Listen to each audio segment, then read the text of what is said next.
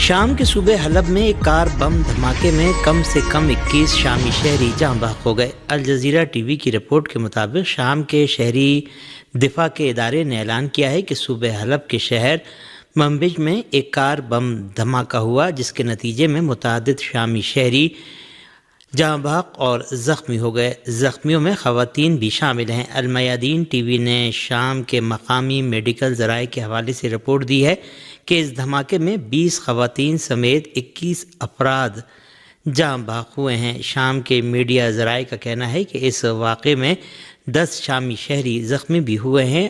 اب تک اس دھماکے کے سلسلے میں مزید تفصیلات سامنے نہیں آئی ہیں۔ 2 روز قبل بھی شہر منبج میں ایک کار بم دھماکہ ہوا تھا، جس میں 3 شامی شہری جاں بحق ہوئے تھے۔ غاصب صہیونی حکومت نے فلسطینی قوم کے خلاف اپنے وحشیانہ جرائم کا سلسلہ جاری رکھتے ہوئے غرب اردن کے شہروں جنین اور طول کرم میں فلسطینی کیمپوں پر وحشیانہ حملے آج بھی جاری رکھے۔ غاصب صہیونی حکومت کی جارح فوج نے پیر کے دن مسلسل 14ویں روز دریائے اردن کے مغربی کنارے کے علاقے جنین کیمپ پر حملہ کیا، جبکہ فلسطینی مجاہدین نے صہیونی جارحیت کا مقابلہ کیا۔ صہیونی جارحیت میں ایک نوجوان فلسطینی سمیت 6 فلسطینی شہید اور متعدد دیگر زخمی ہوئے۔ گزشتہ ماہ جنین پر حملہ شروع ہونے کے بعد سے اب تک صرف جنین میں صہیونی جارحیت میں 26 فلسطینی شہید ہوئے ہیں۔ جارح صہیونی فوجیوں نے اسی طرح طول کرم اور وہاں کے فلسطینی کیمپ کو بھی وحشیانہ حملے کا نشانہ بنایا۔ صہیونی فوجیوں نے غرب اردن میں رام اللہ کے شمال مشرق پر بھی حملہ کیا اور مشرقی نابلس کو بھی جارحیت کا نشانہ بنایا۔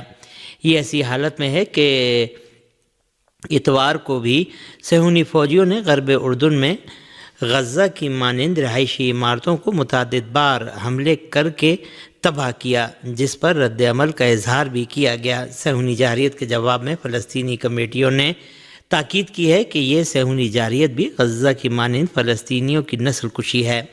فلسطینی کمیٹیوں نے تاکید کی ہے کہ غرب اردن میں فلسطینیوں کی استقامت کا سلسلہ جاری ہے اور غاصب صہیونی حکومت اپنے مقاصد میں ہرگز کامیاب نہیں ہو سکے گی۔ فلسطینی مجاہدین اور غیر جانبدار مبصرین کا کہنا ہے کہ غاصب صہیونی حکومت غزہ میں اپنی ذلت آمیز شکست پر پردہ ڈالنے کے لیے اب غرب اردن کو اپنی وحشیانہ جارحیت کا نشانہ بنائے ہوئے ہے۔ اس درمیان غزہ کے قبائل نے امریکی صدر ٹرمپ کے منصوبے پر شدید برہمی کا اظہار کرتے ہوئے کہا ہے کہ فلسطینی قوم اب دوبارہ 1948 کے یوم نکبہ کے تکرار نہیں ہونے دے گی۔ فلسطینی قبائل کے امور کے سربراہ عاکف المصری نے غزہ کے باشندوں کو دوسرے ملکوں میں منتقل کرنے کے ٹرمپ کے منصوبے پر شدید برہمی کا اظہار کرتے ہوئے کہا کہ یہ فلسطینی قوم کے خلاف امریکی جنگی جرم ہوگا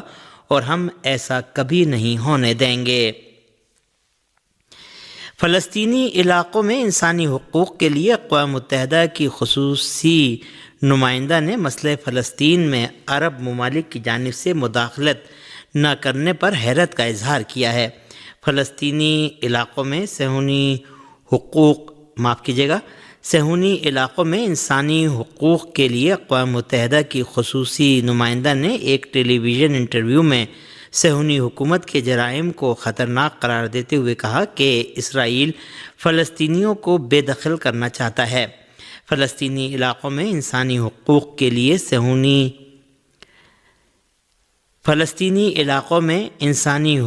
کے لیے اقوام متحدہ کی خصوصی نمائندہ نے مغربی کنارے اور مشرقی بیت المقدس کے درمیان فرق نہ کرنے کی ضرورت پر زور دیتے ہوئے کہا کہ صہیونی حکومت جنین کیمپ کے مکینوں سے اس علاقے کو خالی کرانے کی کوشش کر رہی ہے۔ مغربی کنارے میں جو کچھ ہو رہا ہے اس پر گہری تشویش کا اظہار کرتے ہوئے انہوں نے کہا کہ صہیونی حکومت فلسطینیوں پر حملے کر رہی ہے، ان کے ساتھ استعماری سلوک کیا جا رہا ہے اور فلسطینیوں کی سرزمین پر قبضہ کرنے کی کوشش کی جا رہی ہے۔ حزب اللہ لبنان کے سیکریٹری جنرل نے بتایا ہے کہ شہید سید حسن نصر اللہ اور شہید سید ہاشم صفی الدین کی تشییع جنازہ 23 فروری کو انا علی العہد کے سلوگن کے ساتھ انجام پائے گی۔ حزب اللہ لبنان کے سربراہ شیخ نعیم قاسم نے اپنے خطاب میں جنوبی لبنان کی صورتحال پر روشنی ڈالی اور شہید سید حسن نصر اللہ نیز شہید سید ہاشم صفی الدین کی تشییع جنازہ کے پروگرام کا اعلان کیا۔ ان کا کہنا تھا کہ دونوں عظیم شہداء کے جنازوں کی 23 فروری کو تشییع کی جائے گی اور شہید سید حسن نصر اللہ کا جنازہ بیروت ایئرپورٹ کے راستے میں دفن کیا جائے گا۔ انہوں نے اپنے خطاب میں فلسطینی قوم کو الاقصام بریگیڈ کے کمانڈر ان چیف محمد الزیف اور ڈپٹی کمانڈر مروان عیسیٰ کی شہادت کی تعزیت اور فلسطینی قیدیوں کی آزادی کی مبارکباد پیش کی۔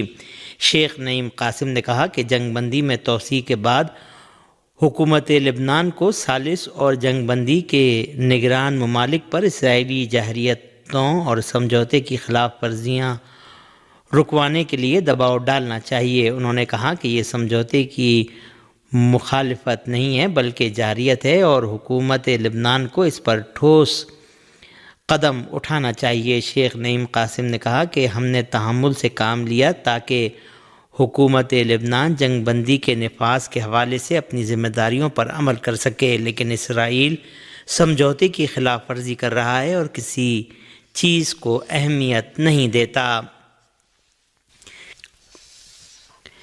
ہندوستانی پارلیمنٹ میں بجٹ اجلاس کے دوران پیر کو اجلاس کی کارروائی شروع ہوتے ہی مہاکمبھ میں ہوئی بھگدڑ کے معاملے پر ہنگامہ شروع ہو گیا۔ ہندوستانی میڈیا کے مطابق اپوزیشن نے گزشتہ ہفتے پریاگ راج میں مہاکمبھ کے دوران بھگدڑ میں ہوئی 30 لوگوں کی موت کو لے کر نعرے بازی کی اور اس سلسلے میں پارلیمنٹ میں بحث کرانے کا مطالبہ کیا۔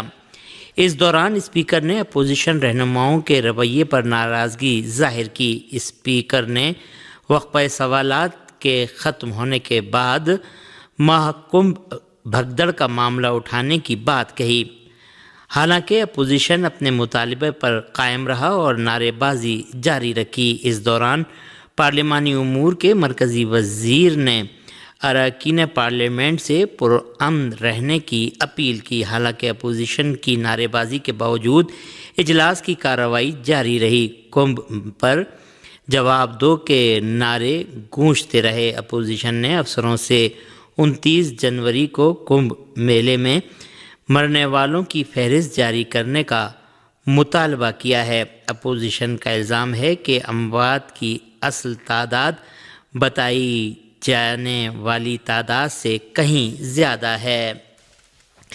امن جرگے کی کوششوں کے باوجود پارا چنار کا محاصرہ بدستور جاری اور اس علاقے میں انسانی بحران شدت اختیار کرتا جا رہا ہے۔ پارا چنار کے مقامی ذرائع کا کہنا ہے کہ گزشتہ 4 مہینے سے زائد عرصے سے پارا چنار کا محاصرہ جاری ہے، جس کی وجہ سے عام لوگوں کو شدید مشکلات کا سامنا ہے۔ غذائی اشیاء، ادویات اور ایندھن کی قلت کی وجہ سے وہاں کی ابتر صورتحال انسانی بحران کی شکل اختیار کر رہی ہے۔ سڑکوں کی بندش کی وجہ سے مریضوں اور خاص طور پر بچوں کے لیے ضروری دوائیں نہیں پہنچ پا رہی ہیں، جس کے باعث اب تک 100 سے زائد معصوم بچے جاں بحق ہو گئے۔ پچھلے دنوں ضروری اشیاء کے سامان کو لے جا کر ٹرکوں کے کچھ قافلے پارا چنار پہنچے، لیکن وہاں کی آبادی کے لیے ناکافی ثابت ہوئے اور صرف 10% لوگوں کی ضروریات کو ہی وہ سامان پورا کر سکا۔